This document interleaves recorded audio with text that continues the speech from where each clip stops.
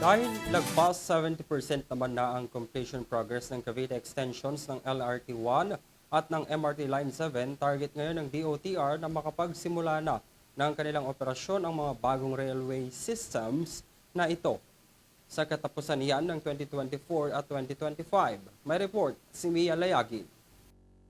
Nang malapit nang makumpleto at matapos sa mga paghahanda para sa tuluyang pagbubukas ng ilang mga railway system sa bansa, nakatakda na ang pagsisimula ng partial operations ng LRT-1 Cavite Extension sa katapusan ng 2024 at ng MRT-7 sa ika-4 na quarter ng 2025.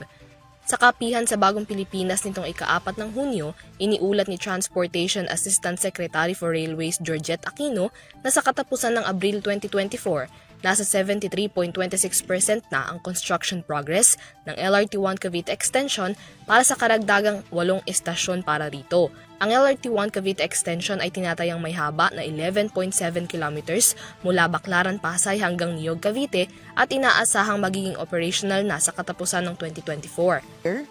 At meron naman din po tayo yung ating existing line, no, yung sa LRT-1 which runs from Baclaran to FPJ. Ito po ay ma-extend, no, and it will have additional na 8 stations, and yung current na from Baclaran hanggang Dr. Santos Avenue, ito po ay inaasahang magbubukas, no, or mag-uumpisa ng operasyon by end of this year. Ito ay we have attained 73% construction. Sa kasalukuyan, target ng DOTR na makapagsimula na ng partial operations para sa Package 1 o ang 5 karagdagang istasyon ng LRT Cavite Extension sa kalagitnaan din ng kasalukuyang taon.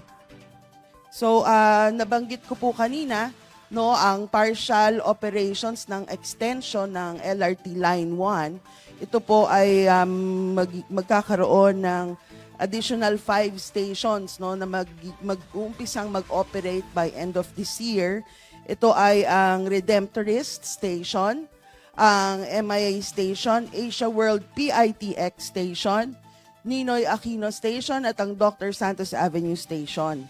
So, magiging additional na 6.35 kilometers.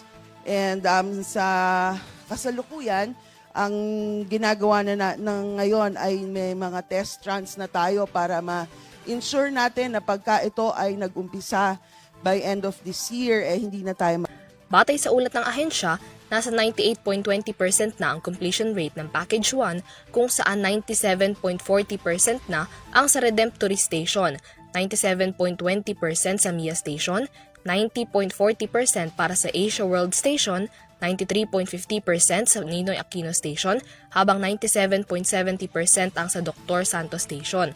Sa kabilang banda, nakatakda namang magsimula sa 4th quarter ng 2025 ang partial operations para sa Quezon City portion ng MRT-7 na may 12 stations. Yung sa MRT-7, ito naman yung tatakbo mula North Avenue hanggang San Jose del Monte, Bulacan. Nasa 69.8% construction progress na po tayo. Inaasahan na ang Tala Station sa Caloocan City ay makukumpleto sa taong 2026 habang ang San Jose del Monte Station sa Bulacan ay target na matapos sa 2027. Sa panahon na matapos na ang mga istasyon, mapapaiksi ng rail line sa 35 minutes ang travel time ng mga commuter mula Quezon City hanggang San Jose del Monte, Bulacan. Para sa EuroTV News, Mia Layagin sumasaludo sa bawat Pilipino.